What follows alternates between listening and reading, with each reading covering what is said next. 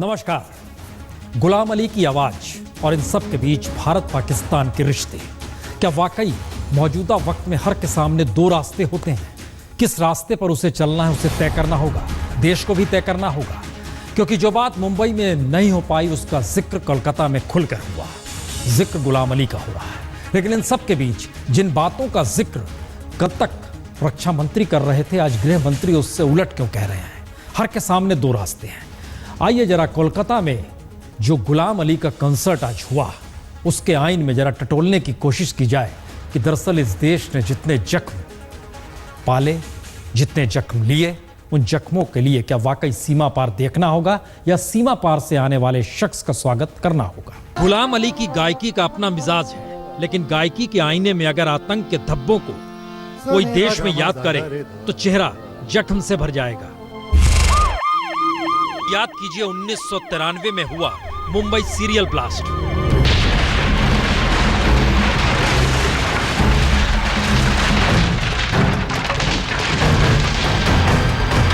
एक के बाद एक 13 ब्लास्ट में 257 लोग मारे गए थे, 700 से ज्यादा घायल हुए थे और इन धमाकों की साजिश रचने वाला दाऊद इब्राहिम आज भी पाकिस्तान में है। रोज कहता हूं वाकई गुलाम अली की गायकी का अपना अलग ही मिजाज है, लेकिन गायकी के आईने में याद कीजिए संसद पर हमला। 15 बरस पहले 2001 में संसद पर हमला हुआ।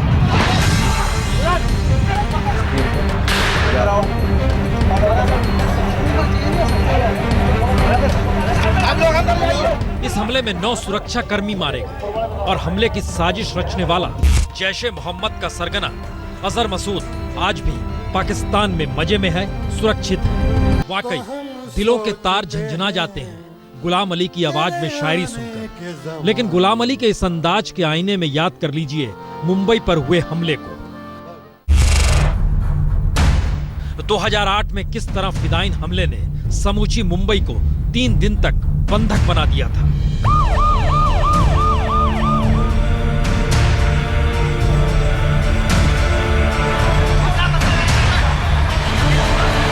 इस हमले में 166 लोग मारे गए, लेकिन हमले के साजिश रचने वाला लश्कर चीफ हाफिज सईद आज भी पाकिस्तान में बेदाग है और ज़कीर रहमान लखवी के खिलाफ भारत ने सबूत दिए तो पाकिस्तान ने खारिज कर दिया और उसे रिहा भी कर दिया।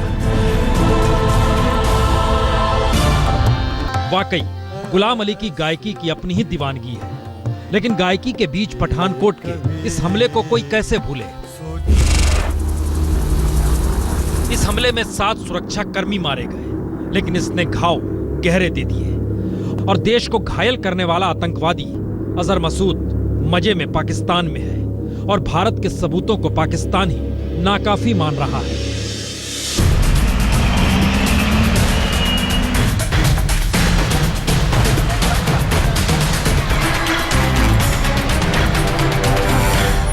तो गायकी के इस अक्स में इन 4 तस्वीरों को याद करना कितना सुकून देता है, ये सोचना तो चाहिए, क्योंकि दाऊद हो या अजहर मसूद या हाफिज सईद, हर गुनाहगार सीमा पार पाकिस्तान में सुकून से है और सुकून की चाहत में पाकिस्तान के विश्व प्रसिद्ध गजल गायकी करने वाले गुलाम अली कोलकाता में है, जो यहाँ सुकून दे रहे हैं। सत्ता का जाहिर है एक अपना सुकून होता है और सत्ता बरकरार रहे या सत्ता बरकरार रहने के लिए जो लकीरें खींची जाती हैं वो त्रासदीदायक शायद जनता के लिए होती है। सत्ता अपने लिहाज से अपने सुकून को कहीं ना कहीं पा ही लेती है, इसलिए मसला गायकी भर का नहीं है, मसला उसके आगे का है। इस दौर में पठानकोट के बाद इंतजार दर इंतजार लगातार हो रहा है कि कार्रवाई होगी क्या, लेकिन कार्रवाई से इतर आइए जरा सरकार के भीतर की आवाज सुन ले। कौन खामोश है, कौन कह रहा है, कौन क्या कह रहा है? अभी स्पष्ट है कि सीमा पार से लोग आए,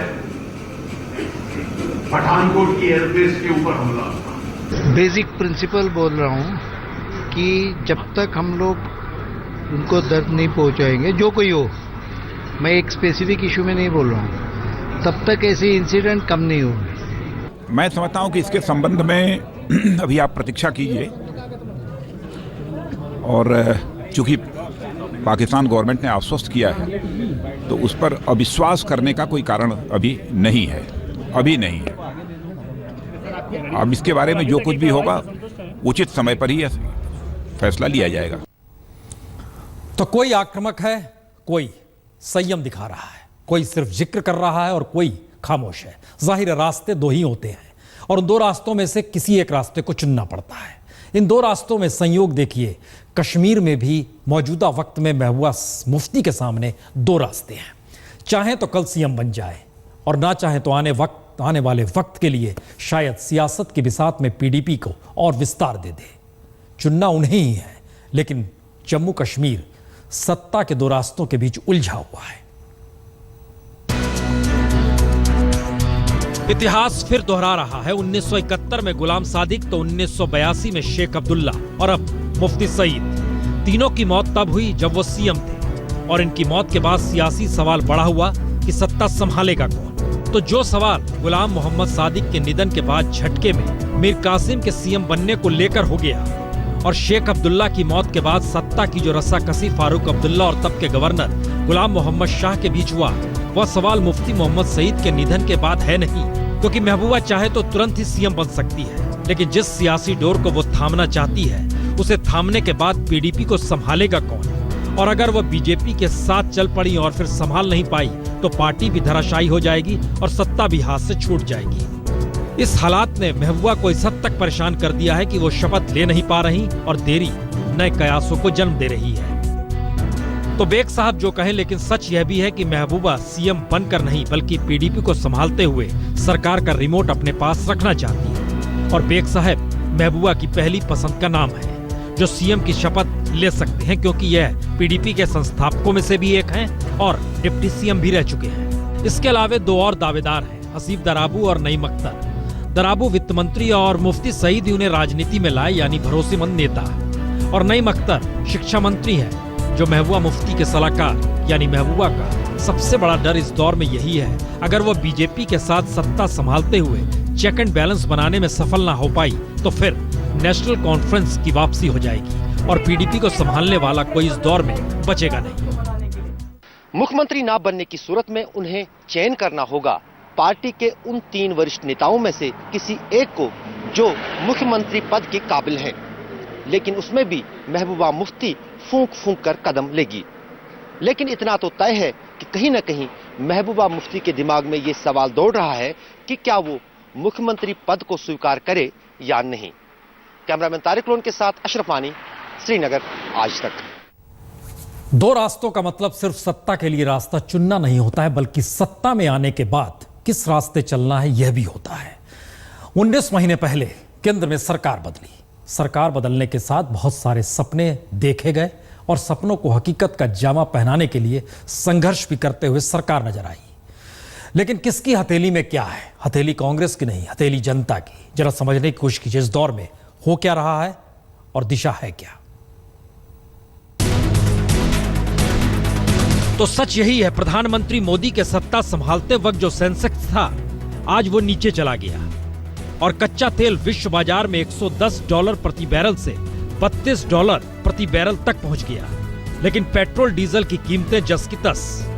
डॉलर के मुकाबले रुपया इन 19 महीनों में 8 रुपया नीचे चला गया। महंगाई दर सत्ता संभालने वाले दिन से कमजोर जरूर हुई, लेकिन बीते 3 महीनों में यह भी बढ़ गई। तो बात शुरू हो कहां से? क्योंकि सारा खेल तो इकोनॉमी को संभालने और महंगाई न बढ़ने देने का ही होता है। लेकिन संयोग गजब है, कच्चे तेल की कीमतों ने देश की इकोनॉमी को संभाल रखा है और आलम यह है कि पानी से सस्ता तेल हो चला है। लेकिन यह राहत जनता के लिए नहीं, सिर्फ सरकार के लिए है। क्योंकि मोदी सरकार ने 26 मई 2014 को शपथ ग्रहण किया। उस दिन अंतर्राष्ट्रीय बाजार में कच्चे तेल की कीमत $108 प्रति बैरल थी, जो अब $32 तक पहुंच चुकी है। लेकिन पेट्रोल डीजल उतना सस्ता हुआ नहीं, या कहें सरकार ने आयात शुल्क लगातार बढ़ाकर अपनी तिजोरी तो भरी, लेकिन ग्राहकों को फायदा नहीं दिया।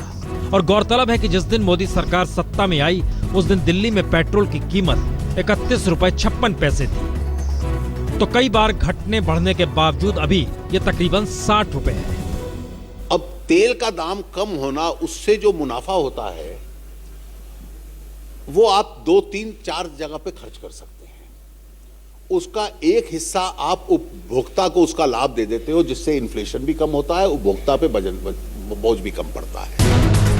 यानी कच्चे तेल की घटती कीमतों का लाभ नहीं मिला जनता को और खुदरा महंगाई दर बढ़ती जा रही है। दिसंबर में 5.41% के मुकाबले महंगाई दर जनवरी में 5.61% हो गई और जो निवेशक शेयर बाजार के आश्रय सुनहरे सपने देख रहे हैं वे 19 महीने बाद निराश हैं, क्योंकि शेयर बाजार के जानकार कह रहे हैं सेंटीमेंट्स बाजार के खिलाफ हैं और आंकड़े बता रहे हैं कि शेयर बाजार का सेंसेक्स भी नीचे जा रहा है। तो फिर निवेशक पैसा लगा नहीं रहे और बाजार में हालत ऐसे हुए हैं कि महंगाई हर उस दूसरी चीज को डस रही है जिसका वास्ता आम आदमी से है।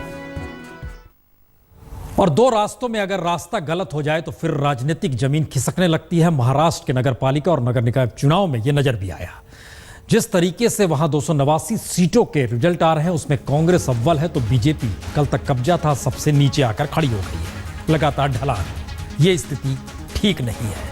वजह वही, रास्ता क्या वाकई गलत चुन लिया गया? क्योंकि इन सब के बीच वो नीचे पहुंच चुकी है। अगर मैथमेटिक्स के पेपर में आप अगर ज्योग्राफी के आंसर लिखोगे तो क्या होने वाला है? ये सरकार की स्थिति है और मैं समझता हूँ सरकार का पूर्णता ये असफलता है। जो कोऑपरेटिव सेक्शंस रहता है, संस्थाएं रहती है, तो वहाँ कांग्रेस का प्रभाव है, तो लोगों को भी चुनाव में पैसा बांटते हैं लोग। आजकल भाजपा के खिलाफ बहुत बड़ी आम असंतोष है महाराष्ट्र में, ऐसा कुछ नहीं है। चुनाव में जो भारतीय जनता पार्टी को महाराष्ट्र में सफलता मिली थी उसके पीछे सबसे बड़ी वजह थी ग्रामीण इलाकों में उसको मिली हुई जीत।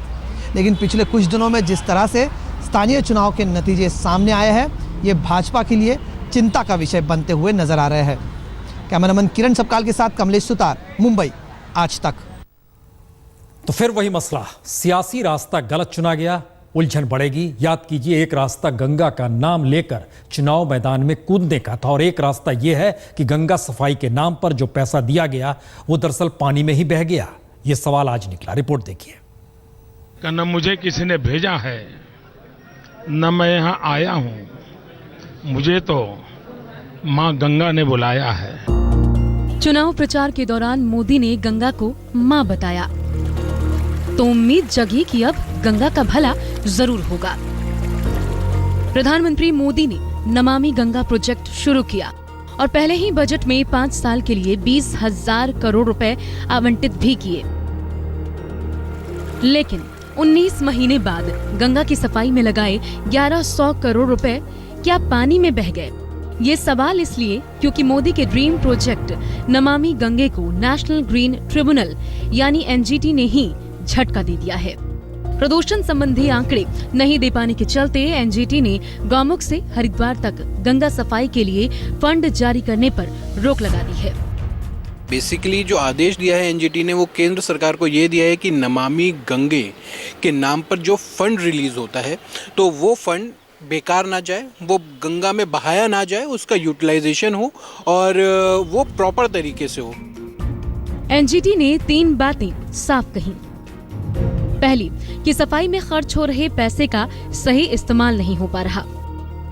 यूपी और उत्तराखंड सरकार एक दूसरे पर आरोप लगा रही हैं और एनजीटी को मिले आंकड़े विरोधाभासी हैं। तो सवाल सीधा है कि क्या मोदी का ड्रीम प्रोजेक्ट फ्लॉप हो गया है? एनजीटी देखती आ रही है कि लगातार कई हजार करोड़ रुपए खर्च होने के बाद भी गंगा की सफाई नहीं हो पाई है। लिहाजा अपने आदेश से एनजीटी ने साफ कर दिया है कि अगर पैसा खर्च हो रहा है तो फिर गंगा की सफाई दिखनी भी चाहिए। कैमरामैन मनीष दुबे के साथ पूनम शर्मा, दिल्ली, आज तक।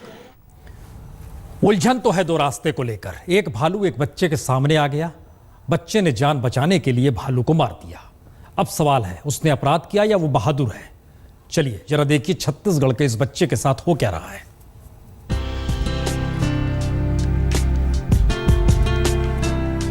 पंद्रह साल का संदीप कविराज बहादुर बच्चा है। बहादुरी के लिए ही उसे 26 जनवरी को वीरता पुरस्कार से नवाजा जाएगा। संदीप का कारनामा ये कि जंगल से गुजरते हुए अचानक एक जंगली भालू ने पिता दिलीप पर हमला किया तो उसने बिना डरे भालू से दो हाथ कर डाले और फिर कुल्हाड़ी से भालू को ढेर कर दिया।